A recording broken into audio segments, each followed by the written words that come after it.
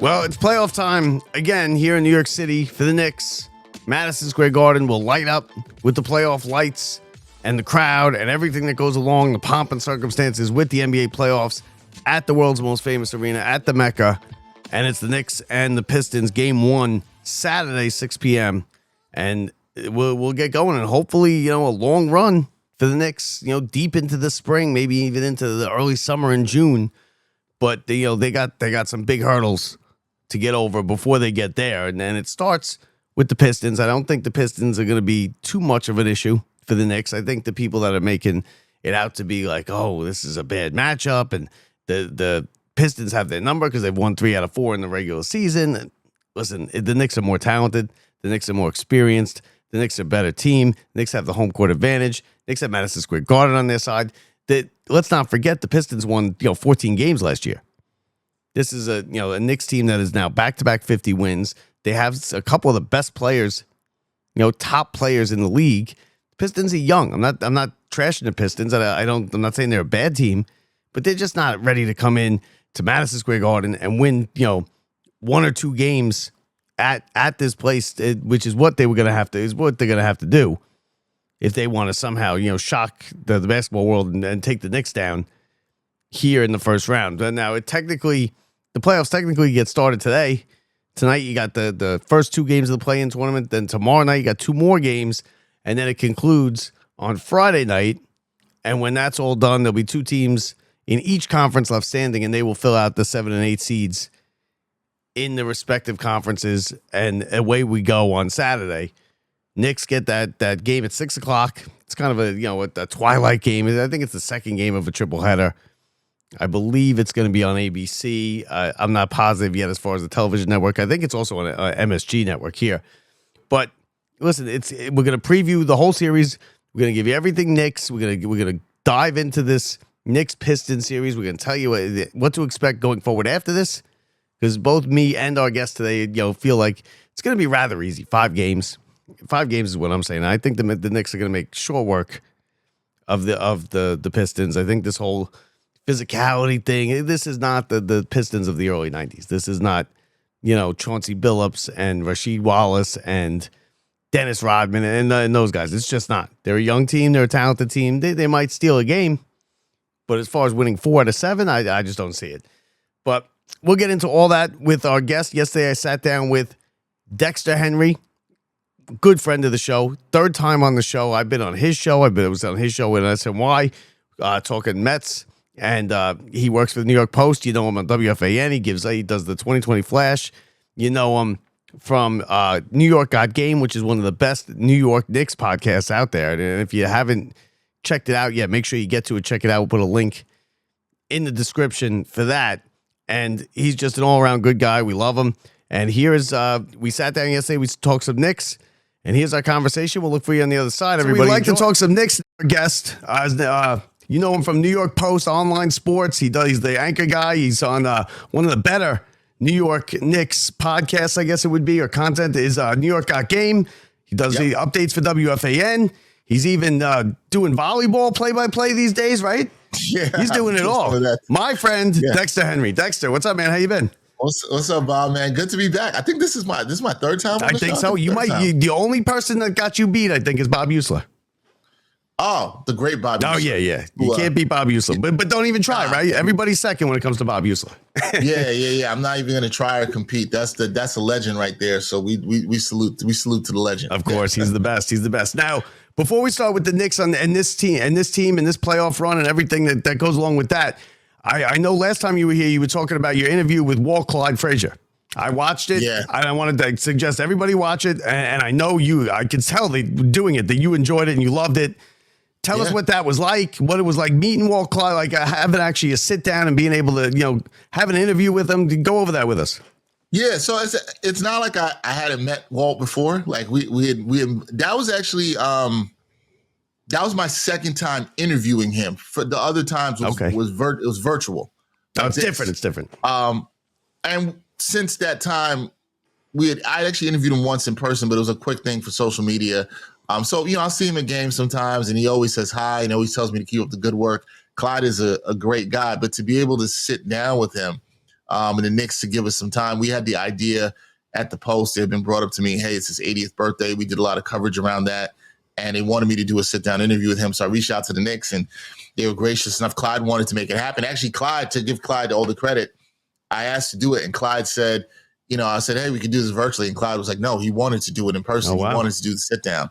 Yeah, so I'm very grateful for that. And, it's great. I in the last, I guess, 5 or 6 months, I've interviewed 2 Knicks legends in person. John Starks was the other one, who was my favorite Knick growing up. So to do both of these has meant a lot to me. And it was just fun to talk to Clyde. I think Clyde is a great he likes to talk about, his career and what he's doing going forward. I think he's just a man who has a great perspective on life.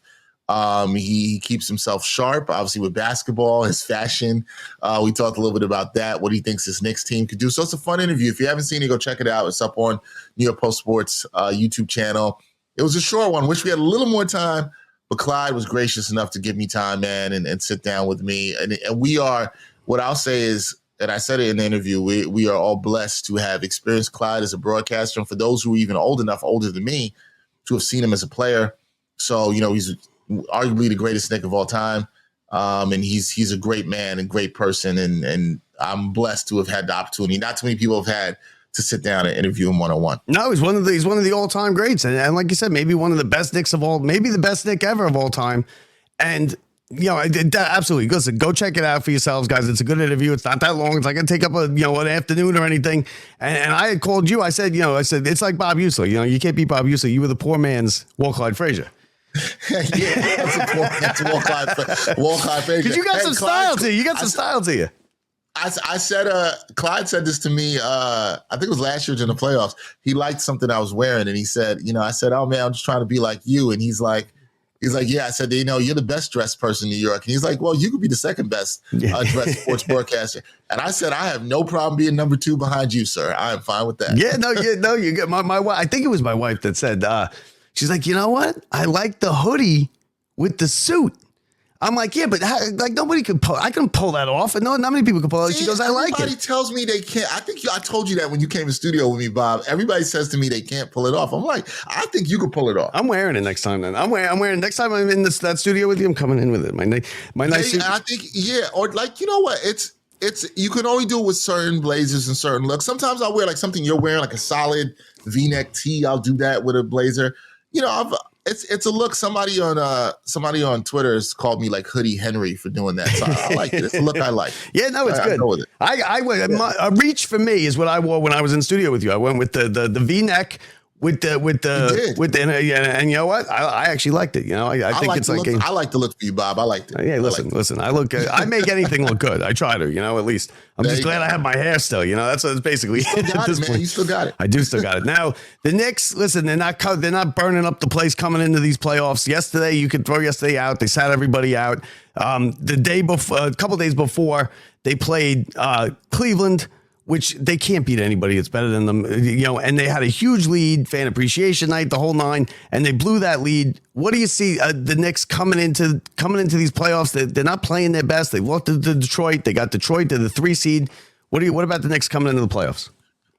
Look, this is soul searching time right here, Bob. You hit all the nails on the head there. They haven't played good coming to the playoffs. I called the Cleveland loss. I thought it was their most disappointing loss of the season. You got the 23-point lead. Don't tell me it's coming down the stretch. You're not serious. The Knicks played that game like a serious game. They played all their starters except for Karl-Anthony Towns in that game. They had the lead. The offense looked stagnant. I think this is where you're concerned. Is the offense stagnant now? There's a readjustment now that Jalen Brunson is back. And are they getting back to it being way too heliocentric where Jalen Brunson is, dribbling the ball a lot, not getting other guys involved? Not that he's trying to. I'm not saying that, but other guys might be timid to get involved. There. I think they have to readjust to that. And then defensively, they've got a lot of issues to still work out with the point of attack. You saw Darius Garland kill him down the stretch. They're trapping him. Max Strus is hitting these shots. That was just such a disappointing loss because I think had they got even just one win against these top teams, against Cleveland, who was going for the win too, they were only resting Donovan Mitchell and DeAndre Hunter, who didn't play in that game. But most of their starters were out there. they got one win, Bob, against one of these top teams. I think would have done wonders for their confidence. We asked the media, we asked them in the locker room after that game, did this shake their confidence anyway? The losses last week to Boston and Cleveland. Josh Hart said no. It doesn't change anything. I don't think their confidence is shaking. What's he going to say? What's he going to say? Yes. Come on. Yeah, he's not going to say that. But I do think they have to look at themselves. Confidence shaking might be a little strong. I think they have to look at themselves and say, yo, we got some things to do. We have some things to clean up. And they were saying that part. And Tom Thibodeau said, we got to fix this quickly. Now, what I will say, because you asked me about how I feel about them going to Detroit, what I will say is Tom Thibodeau is as good as a coach, I think, when you give him time to prepare for an opponent. We saw this a couple years ago, Cleveland, a different Cleveland team. I think he's going to have something. I think the Knicks have heard the noise about how Detroit's going to give them trouble, and I think they're going to come out ready. I expect them to come out ready on Saturday at 6 o'clock, game 1 at the Garden. I think they'll come out ready. Yeah, I don't think they're going to have too much trouble with Detroit. I think you could throw away that game last week because they didn't really play. The Knicks didn't play their players. But no, that's a throwaway. That's a throwaway game. And they came close, but either way, they got past. I don't care who you are. You blow a 23-point lead against a team that you're going to be seeing in the playoffs that, like you said, you hadn't beat anybody better than you. And then you could have taken a lot from the Celtics game even too if you beat the Cleveland, because now, okay, you lost by 2 in overtime. You had the Celtics, and then you beat Cleveland. I think it could have been a big confidence. It would have been bigger if they won than if they lost. If they lost, it's like just more of the same. Okay, we can't beat these teams, But I think that's going to come back to bite them, not in this round, because I think they'll beat the Pistons. I mean, you got Cunningham talking all kinds of stuff about it's going to be a war. Like they're not the Pistons of the 90s. Let's be real, the early 90s. It's not that team. But I think the Knicks win in 5 games or something, 5 or 6 games. My prediction is 5. I've heard other people say 6 or 7. I think they win in 5. I think these games will be close. I do think the Pistons could play them well. I think they'll be physical. My thing with the Pistons, I think the big advantage the Knicks have here is not just experience. This is a young team coming into the Garden for the first time against a more talented team. This isn't like when Trae Young came in 21 and the Knicks only had Julius Randle as a scorer. Let's see how this Pistons team is when they step in the Garden on Saturday night. And it's loud and raucous, and the fans are on top of them. And I think the Knicks are going to be pumped up. I say Knicks in 5. That's my prediction. I hadn't really put it out there, but I'm sticking with Knicks in 5. Is Jalen Brunson 100%? No, but he says he's fine. I don't think I think at this time of year, nobody's 100%. And even though he's coming back from the edge, I think he's as good as he will be. I think this week off is good for him. I think the games leading up to it was good for him. He got, what he play in 5 games? Yes. Before. So I think that was good for him. I think he was starting to look better. He still hasn't found his footing. You can still see some of the rust, but I expect him to be good to go Saturday. If there's one person, I think why you should be confident as a Knicks fan, one person I trust to be ready for the playoffs in the postseason. We've seen it the last 2 postseasons. It's Jalen Brunson. I'm not really worried about him. Now, is the biggest problem with this team is that their 2 best players don't play defense? Is that basically like is that the biggest problem? Because they don't play defense. The Brunson doesn't play defense. OG doesn't play OG Cat doesn't play defense. Is that the biggest issue? OG does. I meant Cat, but OG does. Yeah. Yes, it is one of their major problems. I think it's one of the 2 major problems. Karl-Anthony Brunson, when we talk about Brunson not playing defense, Brunson's is because he's size. It's not effort. He gives max effort. This is a guy who fights through screens. He just has limitations with his size. Cat is not a good defender because of the foot speed. And a lot of times the Knicks are playing drop coverage and he's dropping down and gives way too much space. And that hurts you against a team, Bob, like the Celtics, who've got 5 dudes who can shoot. So if he switches, it's a problem. Which makes you think, okay, should they start playing some maybe more lineups with Cat and Mitchell Robinson in it to sort of offset some of that? Teams hunt that. You saw, and this was without Karl-Anthony Towns playing. You saw this against Cleveland. If you watch that game in the 4th quarter, they put Jalen Brunson in actions over and over and over again and worked him. And that was where they had Mitchell Robinson. And that's an area the Knicks have to clean up. They do have good defenders in OG Anunoby. I know Mikal Bridges has not defended exactly the way I think many people thought he would this year, but he is a good defender. Josh Hart also has not been, I think, at his defensive best this year. We've seen better defense from him in previous years. That's what you thought these guys, you thought Wingstop, which they were calling it. That's what you thought these guys would do. You thought they'd be better on the perimeter. It is a problem. The other problem, Bob, is depth, right? This is not a deep Knicks team. So these were two of the concerns I had for the Knicks going into this year. I think what you can learn from this year is the Knicks, they have to, going forward, no matter what happens this season, they have to clean up things on the margins. They have to get deeper. They have to add some other better defensive players to sort of try to mitigate the way teams are going to attack them. But Brunson and Cat have to be better. They got to figure it out. They got to figure out what the coverages are going to be, and they've got to get better at it. Yeah, and they absolutely do. Well, and you had mentioned Mitchell Robinson. That was going to be my next question. What role do you see him playing in this postseason, against Detroit and even going forward? I think he could play a big role because Cat has a propensity for getting in foul trouble, which has been my biggest thing with him. For most of this year, he's done it good. But in big games in the playoffs, you need him on the floor. So he cannot have these silly ticky-tack fouls that he gets sometimes. Now, if that happens, you're going to see Mitchell Robinson. And Mitchell Robinson seems like he's just been starting to get his win back. He started that game against Cleveland. He played the most minutes he had played all season. I think he played 28 minutes, 27 minutes in that game.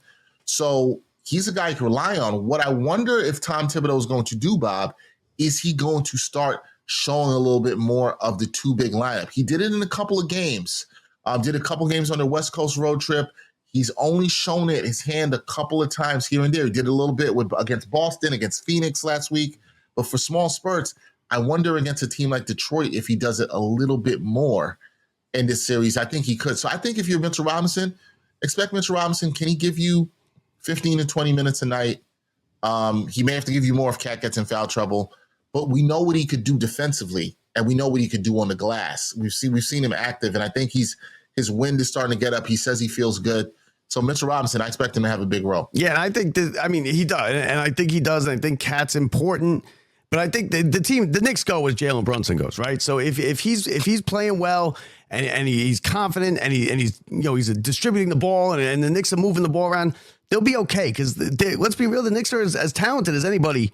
When you not deep, not depth wise, but starting five, they're as talented as almost anybody in the league. Now, yeah, the starting five is as good as anybody. And listen, how Jalen Brunson goes will matter, but I think it also matters that they don't want to be too reliant on him. You need OG to look like he's looked the last couple of weeks, where he's attacking on the weak side. I think Mikal Bridges is huge in the series. Teams are going to trap Jalen Brunson.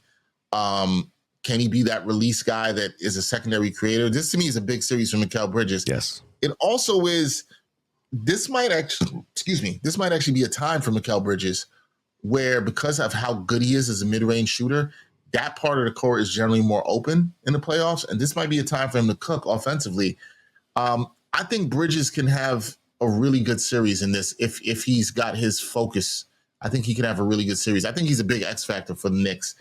Not just in the series, throughout the whole playoff. I mean, he played well, too, when Brunson went down. The Knicks they seemed to gel a little bit, right? When Brunson went out, and it almost like they gelled a little bit. I think Bridges caught a bad rap for most of the season, because if you looked at his numbers when everybody was killing him, when you looked at his numbers, they were basically the same numbers he had his whole career. I don't know what, the Knicks, they overpaid for a role player is what they did, as far as I'm concerned. And his numbers were right up to where they were. I get it. He was a little shy, gun shy with shooting the ball, but he was getting people like, oh, it's a bust, it's a terrible trade. I think it was probably they overpaid to begin with, and people were expecting more out of him than what he was capable of. Yeah, some people I think are gonna. I'm not. Listen, I've been the first person to say this. I've said on my show, Mikal Bridges has to be better than what we've seen from him this season. My criticism of him early was not fighting through screens on defense. And I know he covers a lot of ground. I think people haven't talked about it too. He's most times guarding the team's best point guard. He's covering a lot of ground. He's also shied away from contact on offense. But I think for some of the Knicks fans and some of the criticism he's got has been because of what you said, because of what the Knicks gave up for him. I don't think that should factor in your judgment of a player. No. What a team gave up for him is not the player's fault. They have no control over that. Did the Knicks overpay a little bit? Did they pay the Nets the New York tax to get Bridges? Yeah. The Nets charged them a little bit more because they were the Knicks and the Knicks paid it. It doesn't mean I still don't like the move. I saw what the Knicks were trying to do. They said, hey, we got to get better wing defenders to guard the best teams in the league. You got OG, you got Mikal, you got Josh Hart. I see what the Knicks are trying to do. And I still think Mikal Bridges deserves a little bit more time. There's a chance that Mikal Bridges is better next year than he is this year as he gets more acclimated to the system and what they're doing. People have to give him time, but everybody wants tomorrow yesterday, Bob, and everybody wants the instant results. So, I'm not making excuses for Mikal Bridges. I'm not saying he's been as advertised or he's been great. I think he's been a bit disappointing. Okay. But I still think there's a good player in there. I don't think he's a bust. I think that's a little strong. Yeah, but I think they oversold it. I remember when the trade went down, it was like, oh my God, like you think the Knicks just won the championship the way people, oh, that's it. It's, we got Bridges. And I'm like, yo, calm down. He's a good player. He's a solid player, above average. He's not a superstar. And Yeah, and I like the trade. You have to add good two-way players. Course. Like you have to have multiple two-way players. I like the trade. I still like the trade. But if it doesn't work out, or Bridges comes up short in the playoffs, it's gonna be scrutinized because of what they gave up. But the Knicks at some point were gonna push their chips in. And they pushed their chips in with Cat, and they pushed their chips in the middle of the table with Bridges, and they went for it. I also will say, and I've been saying this all season, Bob, this is year one of this team. They changed 3/5 of the starting lineup. It was going to be some adjustment. It's going to take some time. Everybody likes to go back and say, well, last year's team felt better. Yeah, because that was last year's team. It did feel better. Yeah, because it would but that team had more continuity. You're right. Had they not made the Bridges trade, or had they not made the Cat trade, I'll say, they could have made the Bridges trade. I think the continuity feel would have still been there.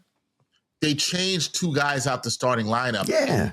But Cat is one of the top players in the NBA. People, that's what I'm saying. Like that trade got made, and people were like, I don't know about this. And then Mikal Bridges, they were like throwing parties in the streets for Mikal Bridges because they saw how Bridges fit in with DiVincenzo and Brunson and Hart.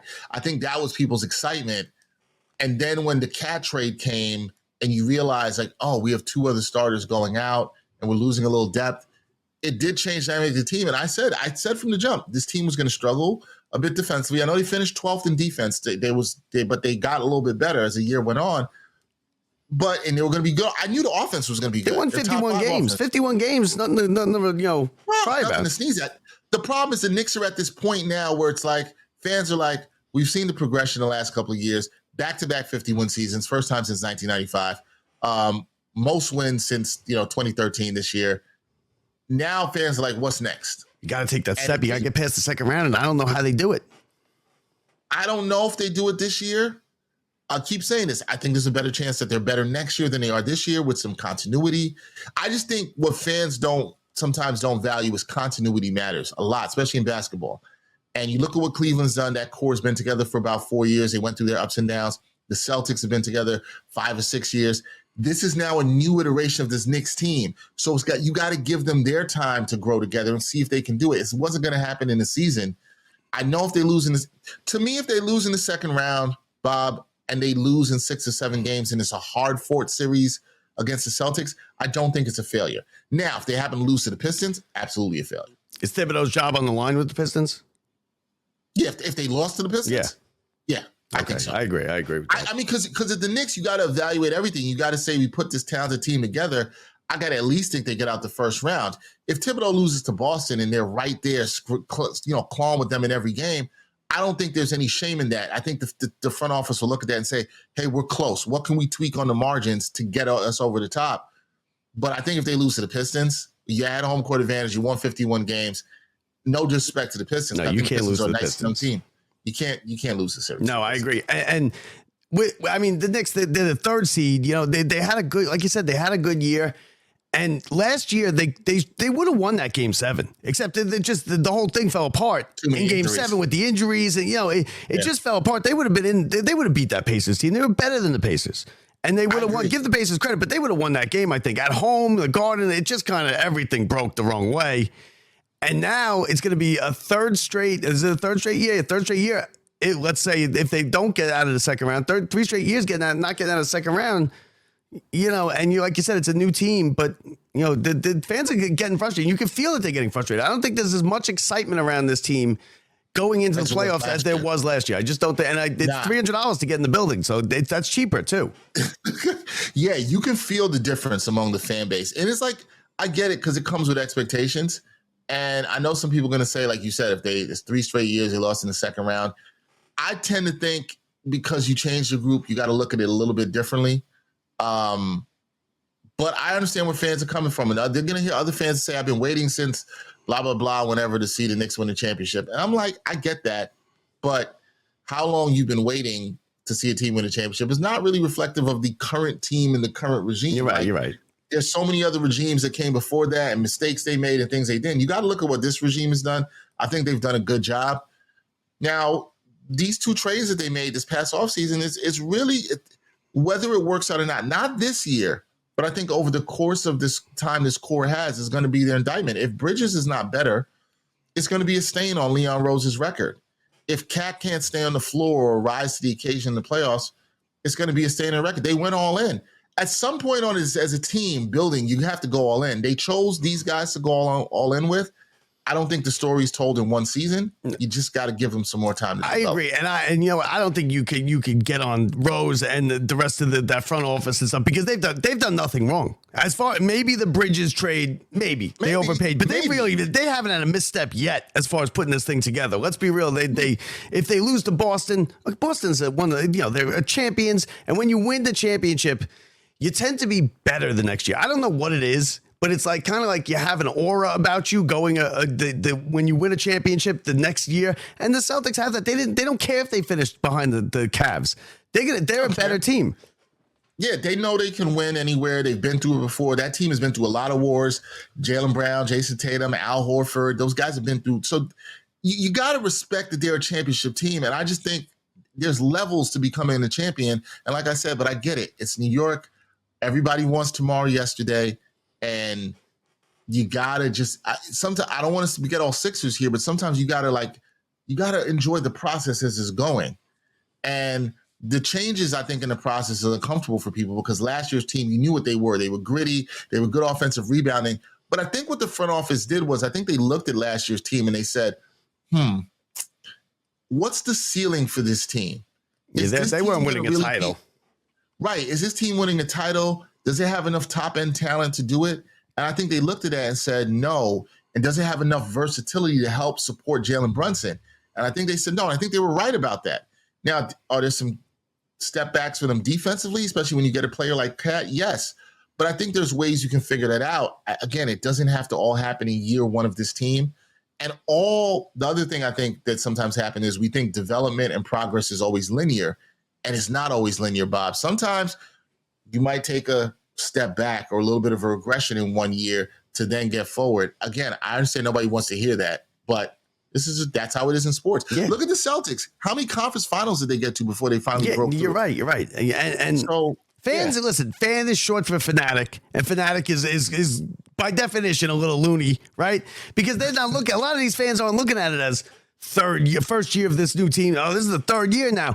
We were climbing light poles and out throwing parties over a playoff win 3 years ago, and now all of a sudden we want a title and nothing's nothing short of that. Nothing else matters. All of a sudden they're the Yankees, Listen, but it's the same thing with my Mets, right? Last year was great. It was fun. We're okay that we lost to the Dodgers. That happens this year. I'm not okay with it. Because I become a little bit of a fanatic lunatic when it comes to the Mets. So I mean, I'll be unreasonable too. That's how it goes, and that's what fans do. And look, man, expectations are fine. But that's part of the process of being a fan. Like last year as a Met fan, you enjoyed it because, well, let me put it like this. That's a great example because the Mets last year, if I probably talked to you at the end of May, you were like, let's blow up this team. Get everybody out of here. I was saying, how are we going to get rid of Lindor? Who's going to take this contract? I'm on this show screaming, Alonso stinks. Get them all out of here. Who's going to take the Lindor contract? How do we figure that out? And of course. That's my point. This is why we play the game. Exactly. This is why you build in sports. This is why you got to trust the process. The Mets did with Mendoza. He turned the team around. The team started playing.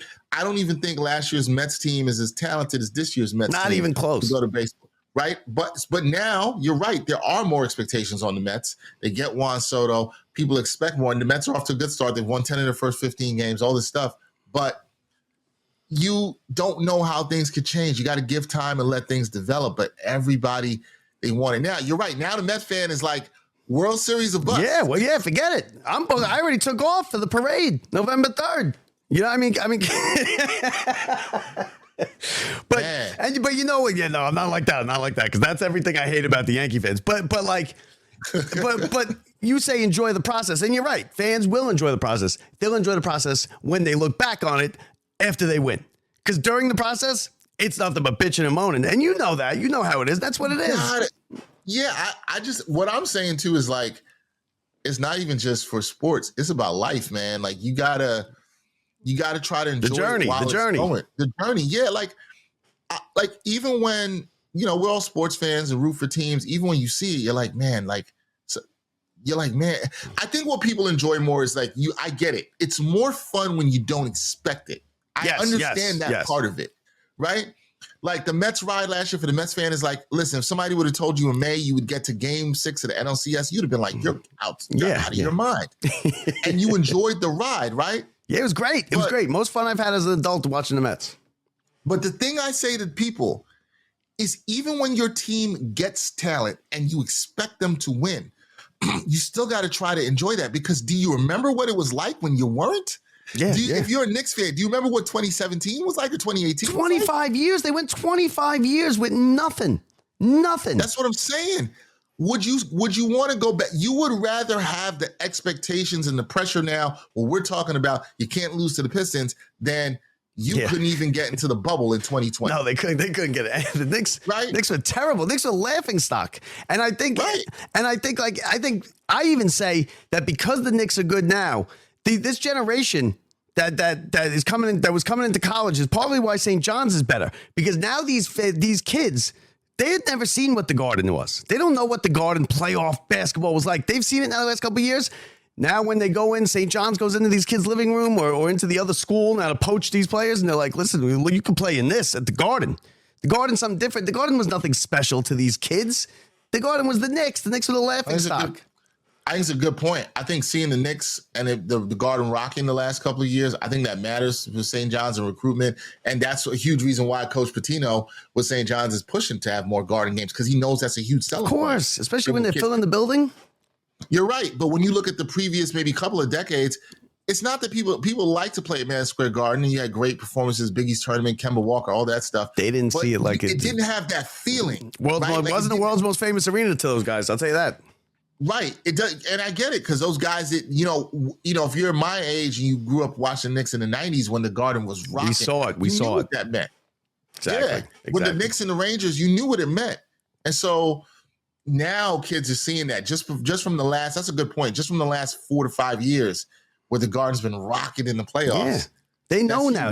Oh, wow. This is why it's so special. This is why everyone talked. I thought it was crazy is what they were saying. But, now as far as the rest of the teams go quickly, the West was wild, right? The West might not have been as wild as the Masters yesterday, but it was pretty wild. It was you got coming. The Masters.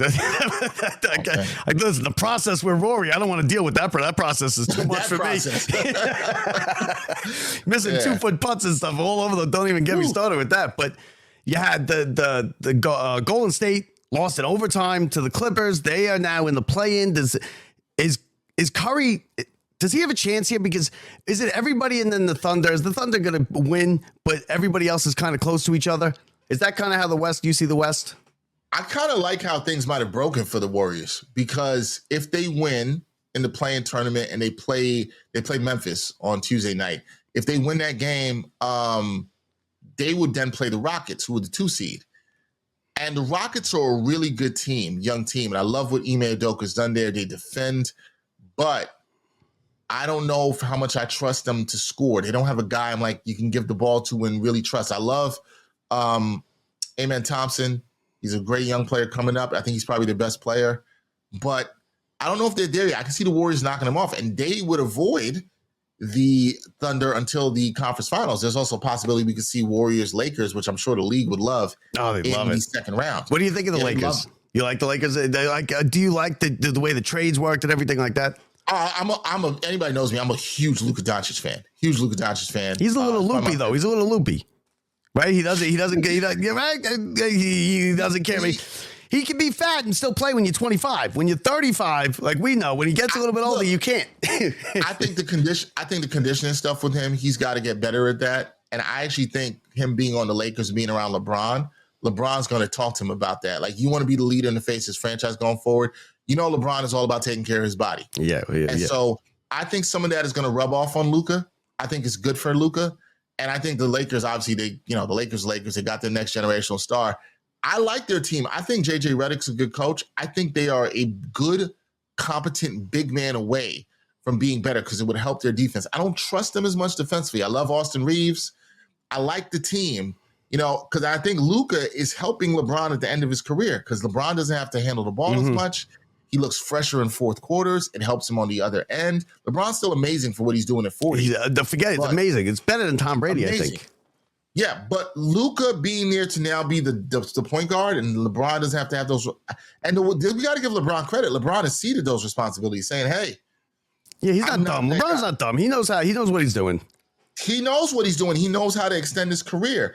And I think now I look at LeBron, I'm like, man, you could play for another 2 years or something and be really good. I think the Lakers could get to a conference finals. What do you think about Denver? Crazy. What do you think about Denver firing the coach with 3 games left in the 4 seed? It's crazy, right? I thought that was wild. Things got really bad. I mean, you don't do this. It's interesting. He gets fired. Taylor Jenkins gets fired from the Grizzlies with 10 games left.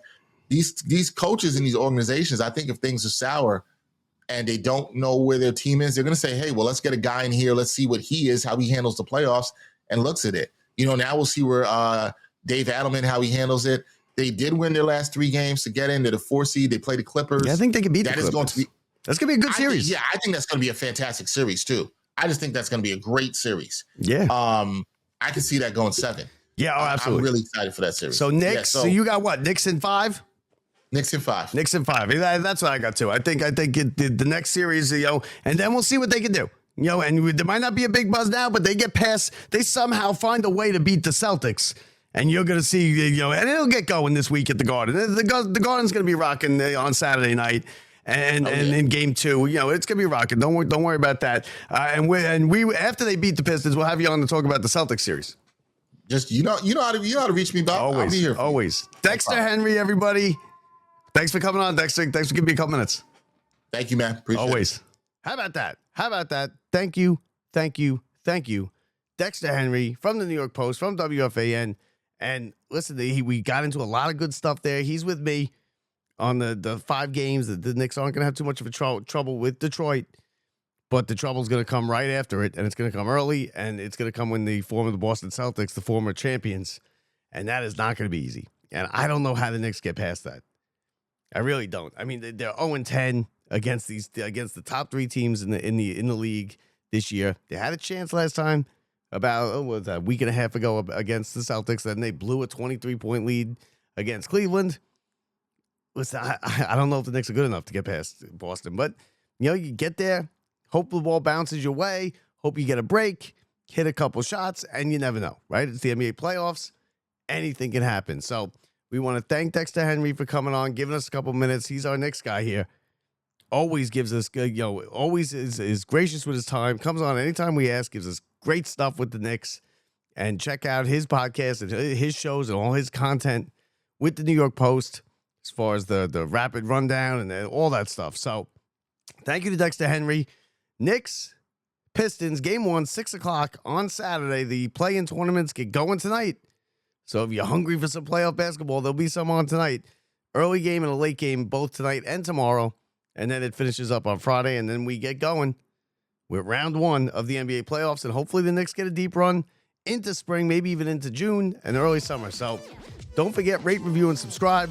Every little bit helps. You can catch us on YouTube. You can catch us anywhere you get your podcasts. And you can always catch us on our website, www.lockedupsports.net, www.lockedupsports.net. So thanks for listening. Thanks for watching, everybody. We'll see you later this week. I'm Bob Walters from the Brian Gunzel Studio. Thanks again to Dexter Henry. See ya.